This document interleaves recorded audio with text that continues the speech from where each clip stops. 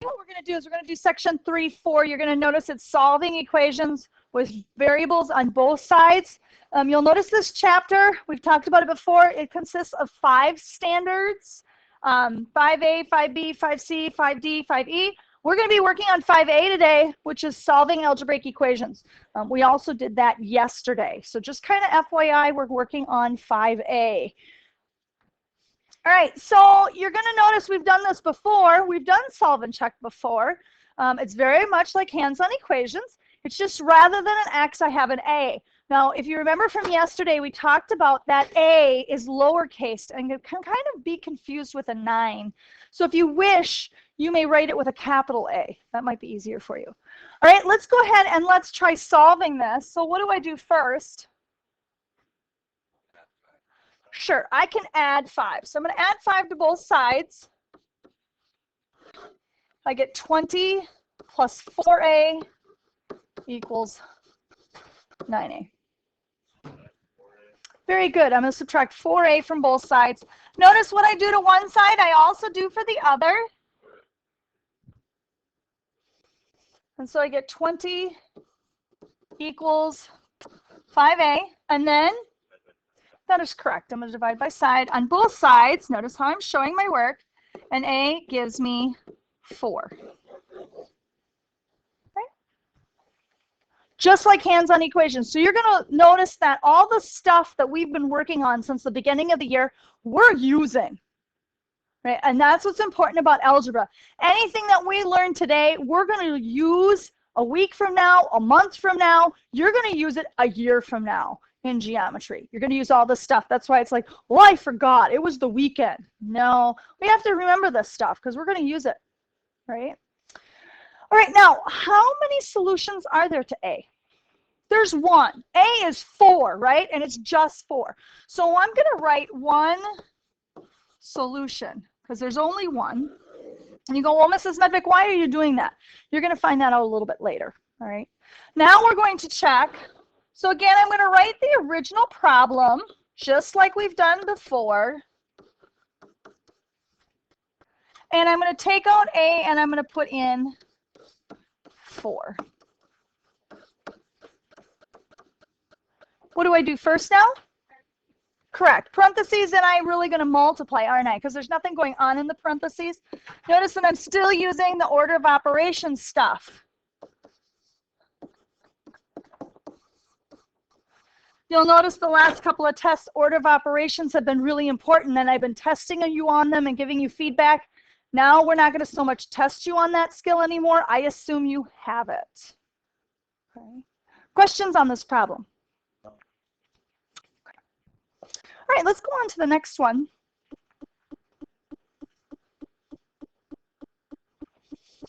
What am I going to do first?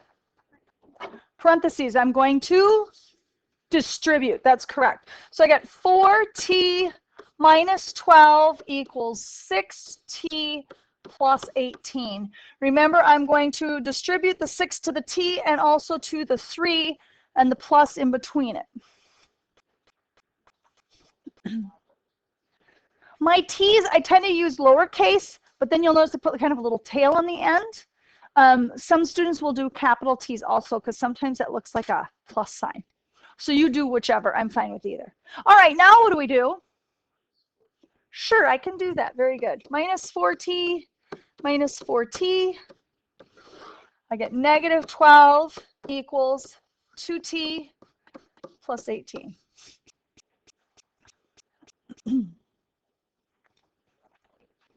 Very good. I'm going to subtract 18 next. I get negative 30 equals 2t. Divide by 2 on each side. It's the number in front of the variable. And t gives me negative 15. How many solutions does t have? It has a 1 solution.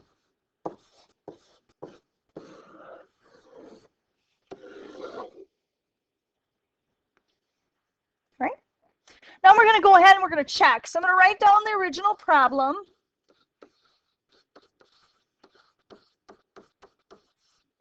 going to take out the t, and I'm going to put in negative 15.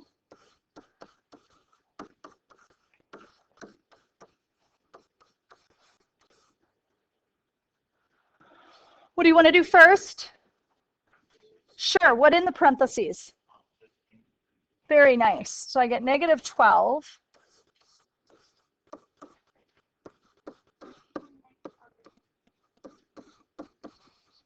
I'm sorry, what? I forgot what next to it. Okay, that's fine. So I'm going to add them together and I get negative 12. All right, now I'm going to multiply. So if I multiply this together, I get negative 60 minus 12. You can put plus or minus 12 if you wish. That would be fine. But you're going to notice that when I bring it together, negative 72 equals negative 72. Okay. This is why it's so important. The hands-on equation stuff that we did first quarter, really important for this. If you understood hands-on equations, this is pretty basic. This is pretty simple. You can have that, oh yeah, I'm good. If you didn't get hands-on equations and you're still behind trying to catch up, you're going to notice that your skills aren't real strong, all right? So we need to make sure that we practice this so we understand what we're doing. Questions on this? Something you don't understand? All right, let's move on and go to this one. I'm going to lighten this up just a minute. Okay, so what am I going to do on this problem?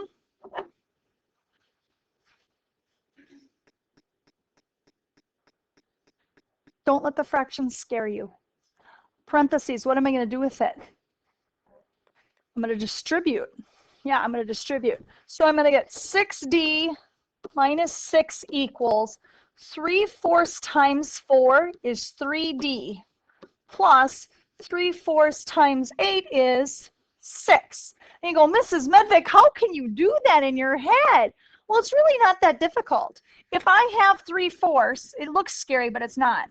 And I multiply it by 4, that's like 4/1, right? Do you remember when you did this in elementary school and middle school?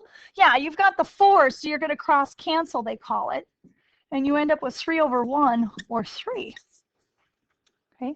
If I have 3/4 and I multiply it by 8, that's like 8/1. The 4 goes into 4 once, the 4 goes into 8 twice. 3 times 2 is 6, so it's 6/1 or 6. Okay? So that's mental math. That's good mental math. I don't need to see all that work.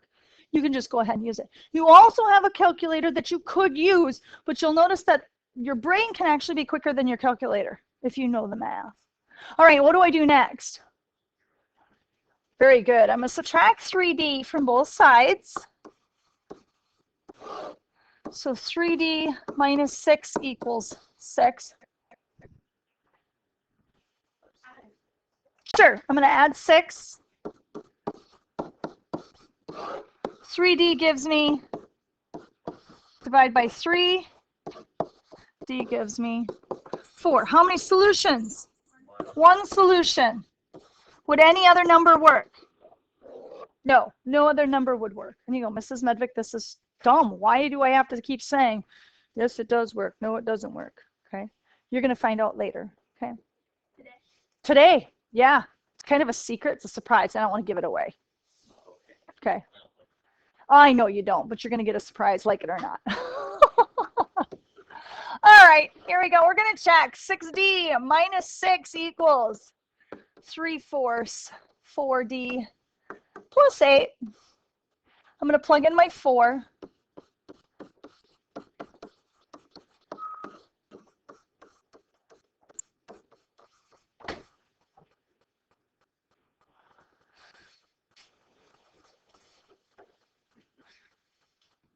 What do I do first?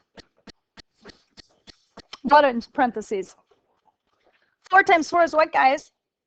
It is 16. Very good.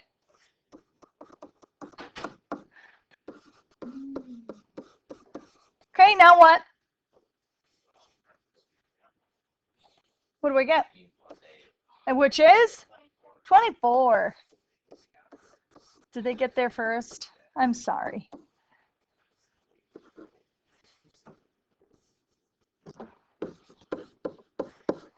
All right, and so then we're going to multiply. So you get 24 minus 6 equals, very good. 24 divided by 4 is 6, times 3 is 18. The final answer is 18. Right? Question, something you don't understand. Okay, and I know I'm doing quite a few problems, but I'm warming you up. All right, I'm making you run the building. All right, let's go to this problem. Again, I'm going to lighten it up a little bit. I apologize for that. All right, let's look at this. Notice it says solve the equation if possible. Does it say to check it? It does not. So you really need to listen to the directions and read the directions when you're doing your assignment and doing your assessments. Okay. So we're going to try solving this. What do you guys want to do first? Very good. You're going to combine like terms or simplify. You notice I have an 8W and a minus 6W, which gives me a 2W minus 8 equals 4W minus 7. That's what we call simplify or combining like terms. Right? Now what do you want to do? Take away what? 2W? Okay. Okay, minus 8 equals 2W minus 7. Now what do you want to do? Add 7. Okay, algebra is not a spectator sport. Make sure you get this down. Minus 1 equals 2W. How? What do I do? What do I do? I can divide. It's not unsolvable. I can divide because you notice my W is not by itself, right? So what would I do? Okay, so I'm going to divide by 2, right? I did this on purpose. W is going to give me negative 0.5 or negative 1/2, right? I'd accept either. Don't be scared of those fractions. They're just small numbers. You know, you guys see fractions, you're like, oh, I'm so scared. They're not big numbers. They're itty, tiny little, blah, blah, blah. And you're like, oh, it's, you know, no. They're just little numbers. They're little baby numbers. Don't be scared of them. They're like spooking you out. You're like, it's nothing. Okay? Just treat it like a regular number. It's like everything else. It just happens to be a little smaller than most. Okay, now, how many solutions are there for W? There's 1. So I'm going to write 1 solution. Now, do I have to check it? No, you don't need to check it, but could you check it? Yes, so we're going to write can check. So I would expect if you're taking an ACT or an SAT or some kind of high stakes test, you would check it. I would hope. If you've got the time, make sure you do it, right? But the directions said we don't need to. Now, let's move on. Let's look at this problem. We're going to combine our like terms here. So I get negative 8C plus 1 equals 3 minus 8C. So I combine my like terms. Now what do you want to do? Do what? What do you want to do? Plus 8C. And what do I get? Equals 1 equals 3. Okay, I like that. Yeah, I'm going to put a little thing through it because does 1 equal 3? It does not. So this is called a no solution. In other words, if I put in a number for C, it would never check. Nothing's going to work. It's no good. So you can't check this. Can't check. And so when you do your assignment today and you run across a number does not equal another number, you're going to write no solution, can't check. Because you can't. Doesn't matter what number you put in there. Right? We okay? Questions? All right, let's go on to the next one. We're going to distribute. What do we got? 6G what? plus 4 equals 6G plus 4. Excellent, because a half of 12 is 6, and half of 12 of 8 is 4. Now what do you want to do? Subtract 6G. What do I get? 4 equals 4. Or keep going. And I like to go down all the way to the end. Do you see where 0 equals 0? Do you see that? This is called a mini solution. Because any number that I plug in for G will work. I could plug in a 3 and it would check. I could plug in a 4, it would check. I could plug in a -1,000,000 and it would check. So there's many solutions to this. And I'm going to say don't check. Why do you think I say don't check? Because it's going to work no matter what. So what are you doing? Yeah, you're just doing it over and over and over. Okay? So you're not going to check it. Don't check it. Doesn't make sense to. And it's called a many solution because any number would work in that equation. We okay? Yeah. All right. Now, a couple of things. Steps for solving linear equations. Let's take a look at this. Okay. Students have trouble because they get overwhelmed with some of this stuff. So I want to try to simplify it as much as possible. When you get to a problem, this is kind of a checklist. The first thing you want to do is you want to see, can I distribute? Right? If you can distribute, do it. If you can't distribute, go on to the next one. The next step is to simplify or combine like terms. Right? Once you take care of that, make sure your variables are on one side of the equation and numbers are on the other. And then you want to divide or multiply if needed, and then check using the original equation, if you can. Right? Now, I want to go over one more thing with you before we get to our assignment. Here's kind of a little cheat sheet, if you will. If I have a x equaling a number, all right, that's a one solution, and you check it. Okay.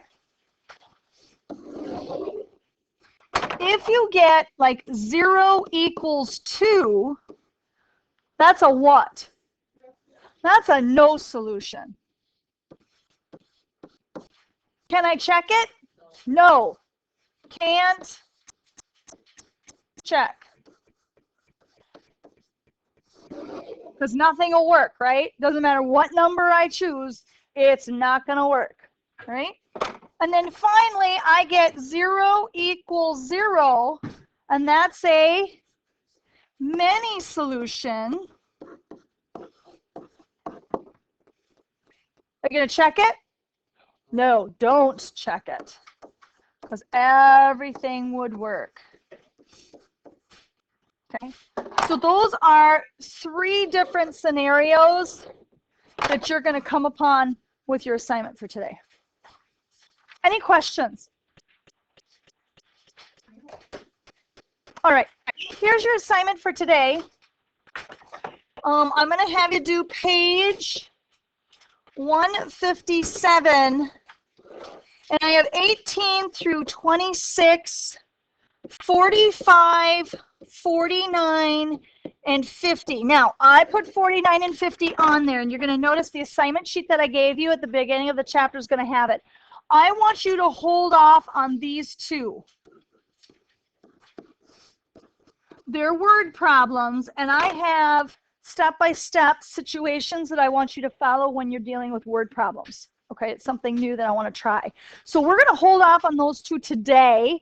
We're going to do them tomorrow, because tomorrow you have a workbook page, got a homework quiz. We're going to work on those tomorrow, and I'm going to show you kind of how I want you to do them. Okay. Any questions? Okay, so go ahead and get started, and I'll be coming around and helping you out in just a few minutes.